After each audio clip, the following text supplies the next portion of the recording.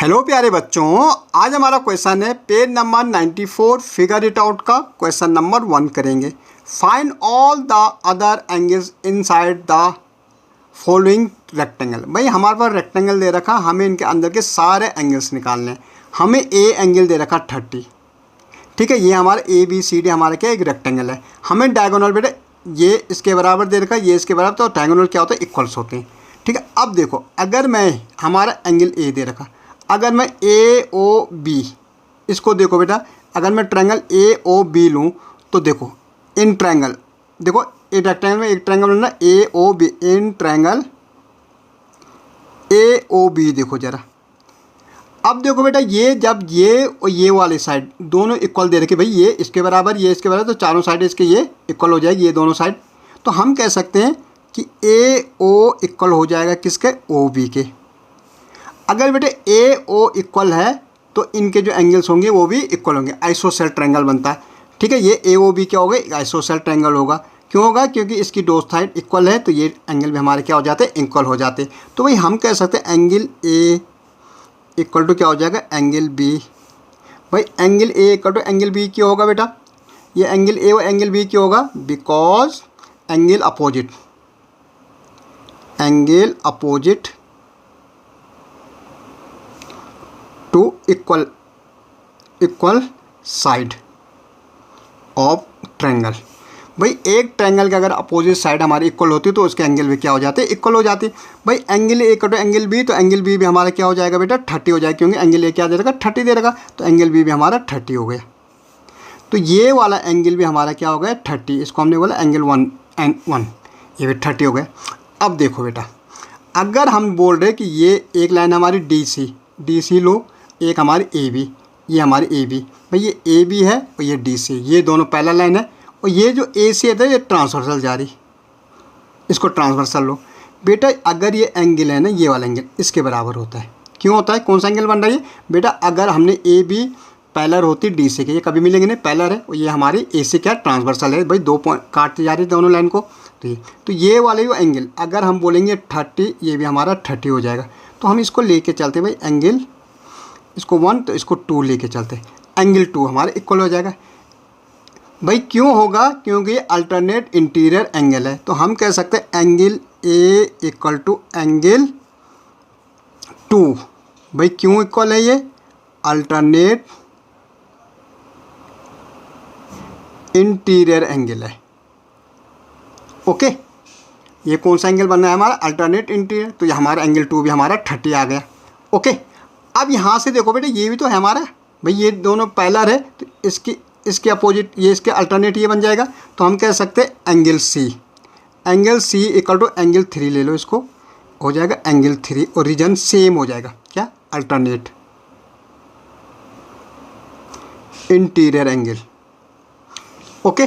तो अब हमें ये भी मिल गया, एंगल 3 भी मिल गए। अब बेटा देखो उससे पहले हम इसको निकाल सकते थे, इससे पहले हम इसको निकाल सकते थे कैसे, अब ये 30 तो ए ओ बी क्या है, एक ट्रायंगल बना, ए ओ बी एक ट्रायंगल है। हमें मालूम है ट्रायंगल का सम क्या होता है बेटा, 180 होता है। अब बेटा अगर ट्रायंगल का सम 180 हो तो इससे पहले हम इसको निकाल सकते थे, तो हम लिखते हैं यहाँ पे इन ट्रायंगल ए ओ बी, तो तीनों एंगलों का sum angle A plus angle B plus angle O, ये वाला एंगल ए ओ बी, ठीक है, इनका सम 180 होता भाई। ये तो बेटा हमें 30, ये भी हमारे 30, तो एंगल ओ मतलब ए ओ बी लिख रहा मैं, ओ का मतलब ये वाला, ठीक है। जब हम ओ की बात करें तो ये वाला ए ओ बी की बात कर रहे, ओके। 180 तो एंगल ए ओ बी लिख लेता हूँ मैं, A O B equal to 180 minus कितना हो जाएगा 60, कितना हो जाएगा भाई 120, तो ये तो निकल गए 120, ओके बेटा। हमने एंगल 2 एंगल 3 और ये ओ निकाल दिया। अब बेटा ये हमारे एक सीधी लाइन है, डी भी एक देखो सीधी लाइन है, तो ये वाला एंगल इसको मैं क्या 3 4 ले लेता हूँ, ठीक है, एंगल 4। अब देखो बेटा angle 4 plus angle A O B, इनका सम भी बेटा 180 होता है। क्यों होता है, स्ट्रेट लाइन है, ठीक है, इनका सम भी 180। तो बेटा एंगल 4 और ये तो हमें मालूम है 120 आया, 180 तो भैया एंगल 4 इक्वल टू 180 माइनस 120, तो एंगल 4 कितना आ गया बेटा 60 आ गया। तो एंगल 4 भी हमारा 60 आ गया बेटा। अब हमारा क्या निकला, ये निकल गया, ये निकल गया, ये। अब इसका वर्टिकल अपोजिट देखो, हम एक और निकाल सकते हैं। इसका वर्टिकली अपोजिट एंगल ये होता है भैया, ठीक है। इसको हम 5 लेके चलते हैं, तो हम कह सकते हैं angle A O B equal to हो जाएगा एंगल 5। क्यों होगा भाई, वर्टिकली अपोजिट एंगल, कली अपोजिट एंगल, ओके। तो भैया एंगल 5 भी हमारा निकल गया। अब देखो एंगल 5 भी हमने निकाल दिया।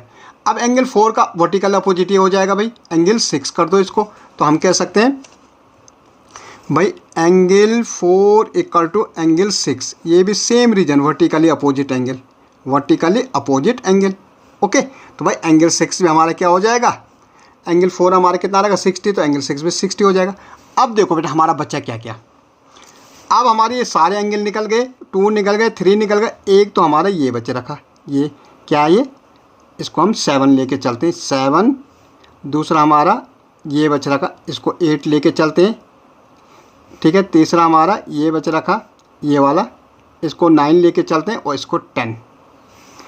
अब भाई ये कैसे निकलेगा, आपको मालूम है बेटा रेक्टेंगल का जो एंगल होता है यहाँ पे वो कितना बनता है, ईच एंगल इज 90 होता है। तो ये 90 के होते हैं बेटा, तो 90 में से 30 माइनस कर तो ये आ जाएगा, 90 में से 30 माइनस कर तो ये आ जाएगा। तो अब हम सबसे पहले 8 वाले को निकालते हैं। तो हमारा क्या होगा भाई, एंगल 8 प्लस एंगल 8 प्लस क्या, एंगल 30 इक्वल टू क्या हो जाएगा 90 डिग्री होगा भाई। क्यों होगा, ईच एंगल ऑफ रेक्टेंगल